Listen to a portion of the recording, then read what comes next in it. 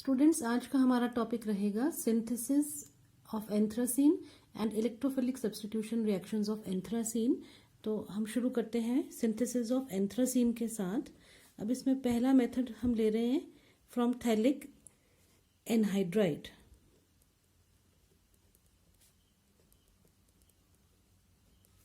This is phthalic anhydride और इसका reaction हम करवाएंगे बेंजीन के साथ।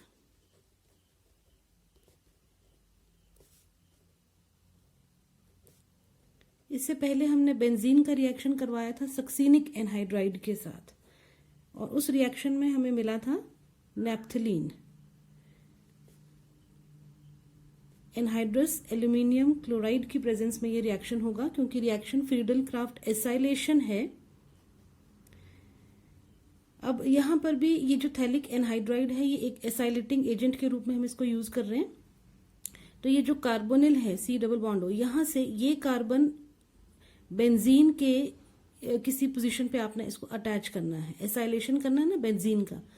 तो ये हम इस तरह से इसको मैंने CO लिखा और ये शो किया कि ये वाला कार्बन ये अब बेंजीन के साथ यहाँ अटैच हुआ और ये जो दूसरा कार्बन है ये COOH बन जाएगा बिकॉज यहाँ से एक हाइड्रोजन यहाँ से एक रिमूव होगा ना, तो वो हाइड्रोजन जो है COO और ये वाला जो हाइड्रोजन है दे विल फॉर्म COOH। इसके डिटेल में हमें अभी जाने की जरूरत नहीं है कि एग्जैक्टली कैसे हुआ। अच्छा, अब ये जो बना है ये क्या बना है, इसमें अगर आप देख रहे हो हमें एंथ्रासीन बनाना है। 3 रिंग्स, 1, 2 और तीसरी रिंग यहां से बनेगी जब इसकी साइक्लाइजेशन होगी। अभी ये क्या बना है, बेसिकली अगर आप इस पार्ट को ना देखें तो it is a benzoic acid, ठीक है। और बेंजोइक एसिड की ऑर्थो पोजीशन पे एक ग्रुप लगा, ये वाला ग्रुप, ये बेंजीन के साथ C डबल बॉन्ड O है, it is benzoyl. Acyl group है, ठीक है, लेकिन कौन सा एसाइल, इट इज बेंजोइल। तो हम इसको अगर हम इसकी नेमिंग करें तो ये हुआ ऑर्थो बेंजोइल बेंजोइक एसिड।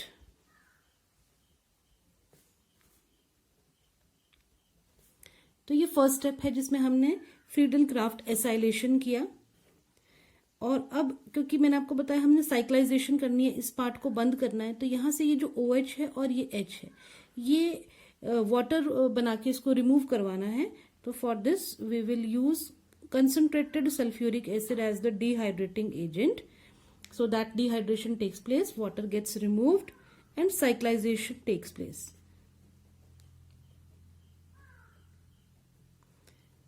अब इसमें हम बॉन्ड्स को अलग से नहीं दिखाते, अलग अलग से, इसमें रिएक्शंस में हम इसको डीलोकेलाइज्ड इलेक्ट्रॉन क्लाउड की फॉर्म में ही दिखा देते हैं अंदर ये जो मैं रिंग बना रही हूं, ठीक है। अब ये क्या बन गया, दिस इज कॉल्ड एंथ्राक्विनोन।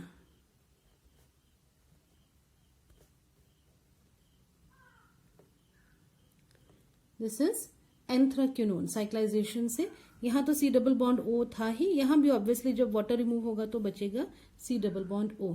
अब हमें क्या करना है, ये जो कार्बोनिल है यहां से ये हटाने हैं ऊपर और नीचे से। तो इसके लिए सिंपली हमें इसको डिस्टिलेशन करना होता है जिंक की प्रेजेंस में, जिंक डस्ट की प्रेजेंस में। तो and you will get the product desired, that is anthracene.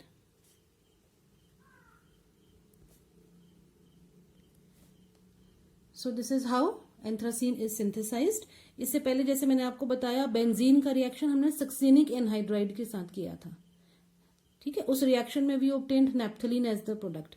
लेकिन वही बेंजीन अगर हम इसका एसाइलेशन अगर थैलिक एनहाइड्राइड के साथ कराते हैं तो यहाँ पे एक डिफरेंट तरह की हमारी रिएक्शन शुरू हो जाती है and we end up with anthracene. Now second method of synthesis we will take up and it is Diels-Alder reaction.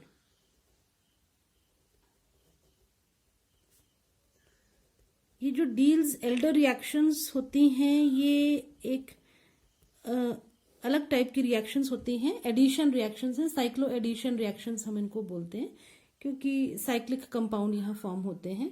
और डील्स एल्डर रिएक्शन में एक डाईईन रहता है और एक डाईइनोफाइल रहता है। तो अब कौन सा डाईईन और डाईइनोफाइल हमने लेना है वो देखने की बात होती है।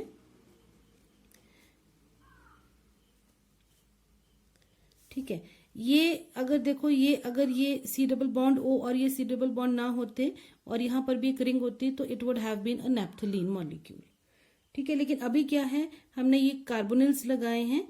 ये जरूरी नहीं 1,4 पोजीशन पे ही हो, ये 1,3 पे भी हो सकते हैं, ये 1,2 पे भी हो सकते हैं।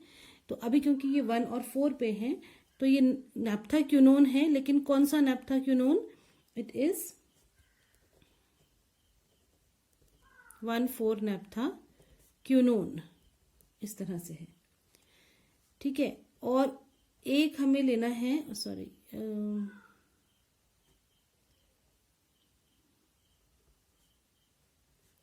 CH, ये थोड़ा सा लिखने में थोड़ा यहाँ से शुरू करना चाहिए था, चलो कोई बात नहीं। ये है 1,3 ब्यूटाडाइईन, 1,3 ब्यूटाडाइईन। और मैंने आपको बताया कि ये जो रिएक्शंस होते हैं डील्स एल्डर रिएक्शंस, ये साइक्लो एडिशन रिएक्शंस होते हैं। Cyclo addition reactions, very different type of reactions. Concerted इनका मैकेनिज्म होता है, कंसर्टेड मीन्स वन स्टेप में, और क्योंकि एडिशन है और साइक्लिक कंपाउंड्स बनते हैं इसलिए इनको साइक्लो एडिशन रिएक्शंस बोलते हैं। 4+2 साइक्लो एडिशन, इस तरह से इनको हम लिखते हैं। इसके बारे में डिटेल में हम पढ़ते हैं, अलग पेरिसाइक्लिक रिएक्शंस का टॉपिक होता है, वहां पढ़ते हैं। तो अब जैसे मैंने आपको बताया इसमें एक डाईईन चाहिए होता है, तो दिस इज द डाईईन 1,3 ब्यूटाडाइईन, और एक चाहिए होता है डाईइनोफाइल। अब ये वो डाईइनोफाइल है। यूजुअली होता क्या है कि डाईईन इलेक्ट्रॉन डोनेटिंग या इलेक्ट्रॉन रिच ग्रुप का काम करता है। डाईईन इज इलेक्ट्रॉन रिच क्योंकि यहाँ पे ये पाई इलेक्ट्रॉन्स हैं, और डाईइनोफाइल जो है वो इलेक्ट्रॉन डेफिशिएंट मॉलिक्यूल होता है। तो एक इलेक्ट्रॉन रिच और एक इलेक्ट्रॉन डेफिशिएंट। तो जब रिएक्शन होता है, जैसे मैंने आपको बताया ये थोड़ा ऊपर लिखा जाना चाहिए था, तो रिएक्शन में क्या होता है कि यहाँ एक मैं पहले बना देती हूँ प्रोडक्ट।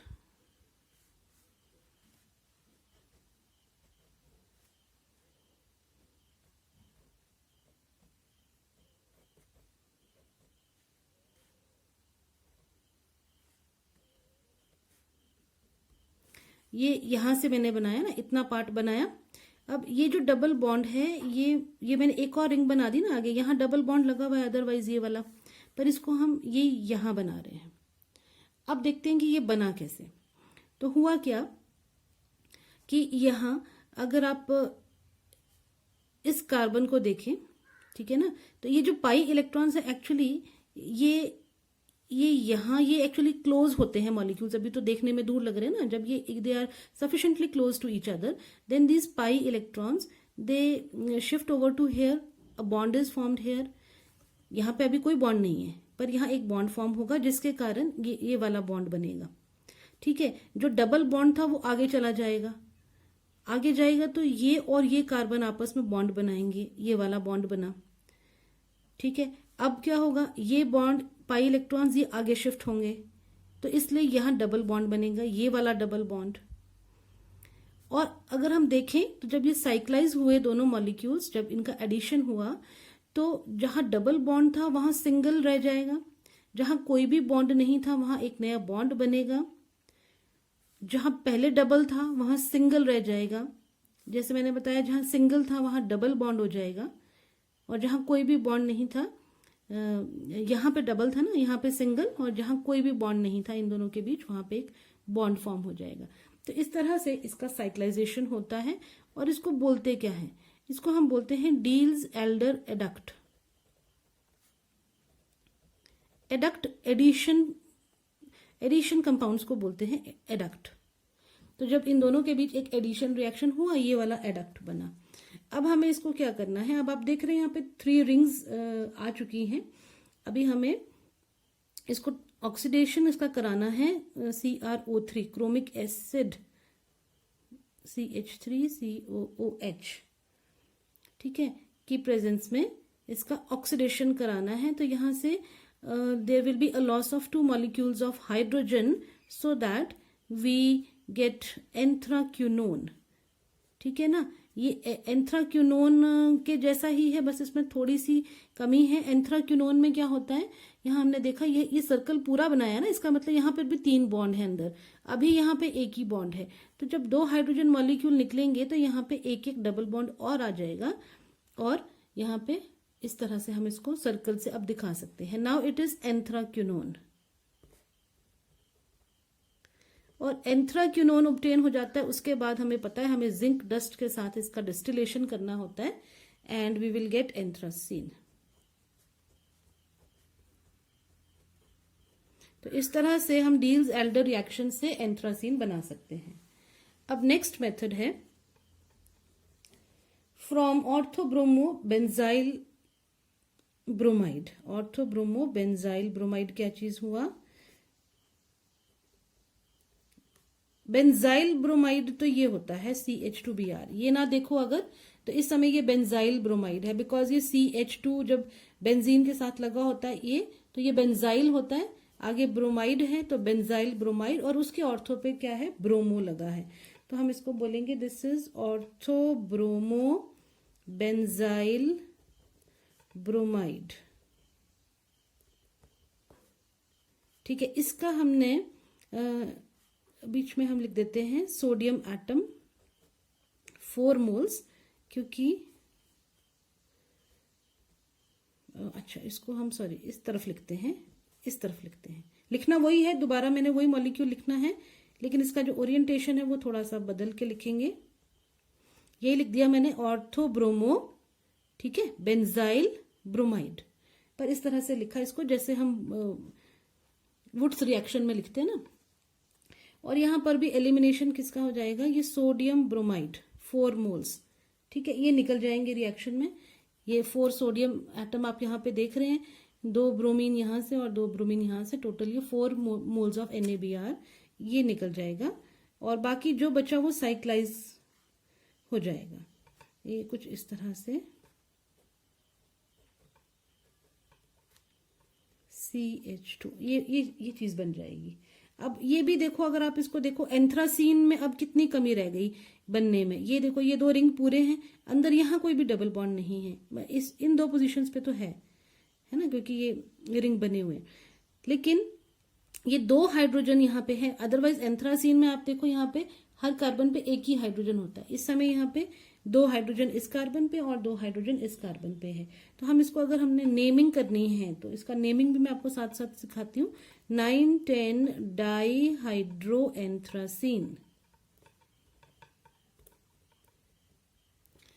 9,10 dihydro anthracene. अब कुछ नहीं करना है, हमको इसको ऑक्सीडाइज करना है, एंड वी विल गेट, ये अंदर 3 सर्कल्स बना दिए और एंथ्रासीन। तो इस तरह से ये 3 मेथड्स मैंने आपको सिंथेसिस के बताए। अब नेक्स्ट मेथड है, एक होता है एल्ब्स रिएक्शन, ELB, एल्ब्स रिएक्शन।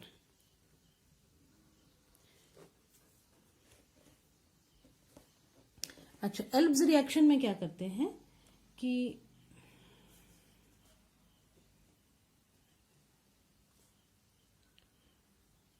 अब हमने लेना है बेंजोइल क्लोराइड, लेकिन उसके साथ ऑर्थो पोजीशन पे मिथाइल या मिथाइलीन ग्रुप किसी ना किसी फॉर्म में होना चाहिए।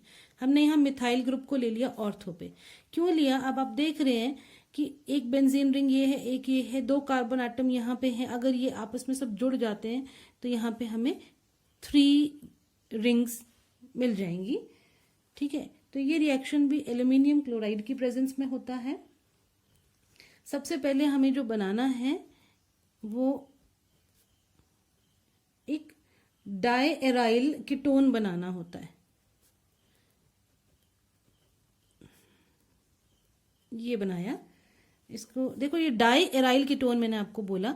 अगर आप देखें ना, यहाँ पे ये C डबल बॉन्ड O लगा है और इस C सी के साथ इस तरफ एक एराइल लगा है, यहाँ फिनाइल है, ठीक है ना, ये फिनाइल है, और एक ये लगा है एराइल ग्रुप सारे का सारा इंक्लूडिंग दिस CH3। तो ये क्या हो गया, डाई एराइल कीटोन, दो एराइल। एराइल होता है कि जब हम एरोमेटिक कंपाउंड में से एक H निकाल देते हैं, ठीक है ना, जैसे बेंजीन C6H6 होता है, उसमें से एक H निकाल दो तो वो क्या बनता है, C6H6 में से अगर आप एक H निकाल देते हैं तो वो C6H5 बनता है। अब ये एज सब्स्टिट्यूएंट कहीं अगर जुड़ा है तो हम इसको एराइल बोलेंगे, ठीक है। वैसे अभी इसका नाम फिनाइल होता है, एराइल में कोई भी एरोमेटिक कंपाउंड हो सकता है। तो अभी ये डाई एराइल कीटोन है, और देखो ना ऑर्थो पे मिथाइल है, इसके ये जो ग्रुप है ना, इसके यहाँ पे ऑर्थो पे मिथाइल है, तो इसको हम ऑर्थो मिथाइल बेंजोफिनोन बोलेंगे। This is ortho methyl benzophenone, ठीक है, ओके। अब हम इसका पायरोलिसिस करना है। पायरोलिसिस होता है, लिसिस होता है टूटना, और पायरो होता है हीट। तो हीट की प्रेजेंस में इसका टूटना या इसके पायरोलिसिस से डायरेक्टली हमने एंथ्रासीन बना देना है। तो ये भी एक मेथड है सिंथेसिस का। अब इसके बाद आ जाती है केमिकल प्रॉपर्टीज ऑफ एंथ्रासीन, जिसमें काफी सारे रिएक्शंस हैं, क्योंकि एंथ्रासीन काफी रिएक्टिव है, नैप्थलीन से ज्यादा रिएक्टिव है, बेंजीन से ज्यादा रिएक्टिव है। तो केमिकल प्रॉपर्टीज में हम अभी लेंगे आज इलेक्ट्रोफिलिक सब्स्टिट्यूशन रिएक्शंस। सारे रिएक्शंस आज नहीं करेंगे, सब्स्टिट्यूशन आज सिर्फ इलेक्ट्रोफिलिक सब्स्टिट्यूशन रिएक्शंस करेंगे। अच्छा, अब इलेक्ट्रोफिलिक सब्स्टिट्यूशन रिएक्शंस में सबसे पहले ले लेते हैं हेलोजिनेशन रिएक्शन को, ठीक है जी। हेलोजिनेशन में एडिशन और सब्स्टिट्यूशन दोनों तरह के प्रोडक्ट्स बनते हैं, डिपेंड करता है कि कौन सी रिएक्शन कंडीशंस हमने ले रखी हैं। तो हम दोनों ही प्रोडक्ट्स को देखेंगे। देखो, अगर हम क्लोरीन पास करवाते हैं एंथ्रासीन के सॉल्यूशन में, जो कि बनाया गया है CS2 में, कार्बन डाइसल्फाइड में, ठीक है, और कोल्ड सॉल्यूशन है ये। कोल्ड सॉल्यूशन मतलब कि हम रूम टेम्परेचर पे काम कर रहे हैं, ठीक है। क्लोरीन पास करवा रहे हैं नैप्थलीन के सॉल्यूशन में, which is made in this solvent CS2, carbon disulphide.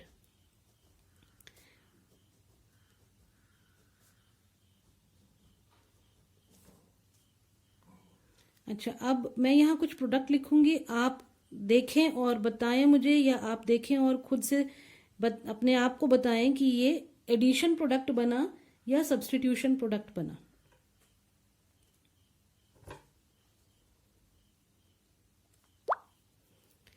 ठीक है, और इसको अगर हम हीट करें या अल्कली से ट्रीट करवाएं, तो यहाँ और लिख दिया मैंने, या तो अल्कली से ट्रीट करवाएं या हीट करें, तो एक HCl का लॉस होगा, molecule of HCl will be lost, and then we will end up with, ये 9 पोजीशन होती है, तो दिस इज 9 क्लोरो एंथ्रासीन। तो अब तक आपने देख लिया होगा और समझ लिया होगा कि यहाँ पे क्या हुआ है, एडिशन हुआ है कि सब्स्टिट्यूशन हुआ है। आई होप और आप करेक्ट आंसर पे पहुंचे होंगे। अभी मैं फिर लेती हूँ इसको, और यहाँ पे एक दूसरा पाथवे देखते हैं कि हमने क्लोरीन के साथ रिएक्ट कराया, लेकिन अब रूम टेम्परेचर पे नहीं है, कोल्ड नहीं है सॉल्यूशन, हमने इसको थोड़ा हीट कर लिया है, ठीक है। या फिर आप क्या कर सकते हैं कि you can take cupric chloride CuCl2 इन CCl4, कार्बन टेट्राक्लोराइड में क्यूप्रिक क्लोराइड के साथ इसका रिएक्शन करवा सकते हैं। Then you will obtain a mixture of 9 and 9 10, 9 पे क्लोरो, तो 9 chloro anthracene and 9,10 dichloro anthracene, 9 पे भी और 10 पे भी क्लोरो। तो देखिए क्या है, 9 क्लोरो एंथ्रासीन और ये है 9,10 डाइक्लोरो एंथ्रासीन। हाँ जी, अब ये सब्स्टिट्यूशन हुआ है कि एडिशन हुआ है? मैंने दोनों तरह के रिएक्शंस यहाँ पे लिख दिए हैं। कैसे पता लगता है आपको? आप अंदर बॉन्ड्स देखिए, पूरे डबल बॉन्ड्स बने हैं, डीलोकलाइजेशन हमने दिखा रखा है, सब्स्टिट्यूशन हुआ है यहाँ पे सिंपली। यहाँ जो हाइड्रोजन एटम था उसकी जगह यहाँ पे Cl है, Cl को सब्स्टिट्यूट कर दिया है। जबकि यहाँ आप देख रहे हैं कि अंदर इस रिंग में डबल बॉन्ड नहीं हमने दिखाया है, ठीक है ना। तो ये एडिशन रिएक्शन है। एडिशन कब होता है? Across the double bond he add होगा, ठीक है, डबल बॉन्ड पे एडिशन होगा ना। और फिर क्या हुआ कि यहाँ पे जब एक HCl निकल गया, तो अगर एक कार्बन का यहाँ से Cl नेगेटिव निकला और यहाँ से H पॉजिटिव निकला, तो ऑब्वियसली ये जो ये वाला बॉन्ड होगा ये अंदर आएगा और तब जाके अंदर के बॉन्ड्स इस रिंग के कंप्लीट होंगे। तो ये एडिशन प्रोडक्ट है और ये सब्स्टिट्यूशन प्रोडक्ट है। तो अगर एडिशन करना है तो ये रिएक्शन कंडीशन होना चाहिए, और अगर सब्स्टिट्यूशन करना है तो ये डायरेक्ट वे है। अदरवाइज इनडायरेक्टली भी आपको सब्स्टिट्यूटेड प्रोडक्ट मिल जाता है एडिशन प्रोडक्ट से, अगर आप उसको हीट करते हैं या उसको अल्कली से ट्रीट करवाते हैं। Then also you can get 9 chloro anthracene. और इसी तरह ब्रोमीन भी रिएक्ट करता है, तो ब्रोमीन का रिएक्शन लिखने की जरूरत नहीं है, इसी तरह से रिएक्शन होगा। अब ले लेते हैं second electrophilic substitution reaction, nitration reaction. तो नाइट्रेशन में हम यहाँ जो नाइट्रेटिंग एजेंट यूज करेंगे वो होगा nitric acid in presence of succinic anhydride, acetic anhydride लेंगे हम यहाँ पे, ठीक है, एसिटिक एनहाइड्राइड लेंगे। और ये रिएक्शन 288 केल्विन से लेकर के 293 केल्विन इस रेंज में किया जाता है। तो यहाँ पर भी मिक्सचर ऑफ सब्स्टिट्यूटेड प्रोडक्ट्स मिलता है। एक तो 9 पे नाइट्रो ग्रुप और दूसरा 9,10 वाला 9,10 डाइनाइट्रो एंथ्रासीन। तो ये हमने इससे पीछे वाले वीडियो में पढ़ रखा है कि 9 और 10 ज्यादा रिएक्टिव पोजीशंस होते हैं एंथ्रासीन में, ठीक है। इलेक्ट्रोफिलिक एडिशन या इलेक्ट्रोफिलिक सब्स्टिट्यूशन रिएक्शंस में 9 और 10 ज्यादा रिएक्टिव पोजीशंस हैं। इसके बाद नेक्स्ट रिएक्शन ले लेते हैं सल्फोनेशन और फिर एसाइलेशन। तो ये थर्ड रिएक्शन,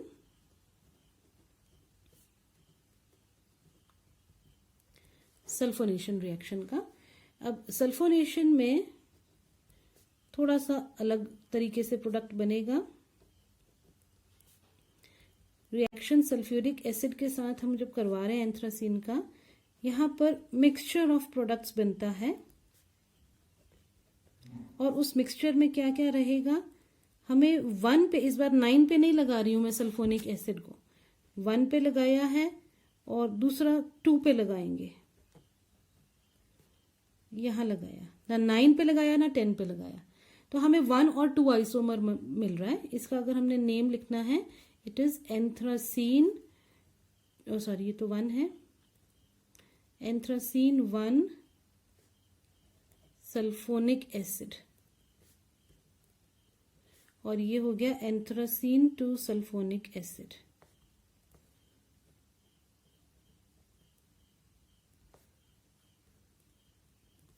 तो ये मिक्सचर मिलता है। अगर ये मिक्सचर हमें इक्विमोलर लेना है, इक्विमोलर मतलब 1:1 की रेशो में, तो यहाँ हमें concentrated sulphuric acid in glacial acetic acid use करना पड़ता है। अभी ये मिक्सचर जरूरी नहीं कि इक्विमोलर है। ऑब्वियसली अगर हाई टेम्परेचर पे हैं तो 2 आइसोमर डोमिनेट करता है, it will predominate, and at low temperature 1 isomer will predominate और 1 isomer will be the major product, ठीक है। 9 पे क्यों नहीं लगता है सल्फोनिक एसिड, इस पोजीशन पे क्यों नहीं आता है? Again this is because of steric hindrance, जैसे कि मैंने आपको एक्सप्लेन किया था। अगर हम यहाँ लगाते ना सल्फोनिक एसिड, तो ये जो 1 वाला हाइड्रोजन है और 8 वाला हाइड्रोजन है, ये आपस में they feel a lot of steric hindrance from each other, due to which the molecule will become unstable, right. So this is how sulphonation takes place. और उसके बाद नेक्स्ट ले लेते हैं फ्रीडल क्राफ्ट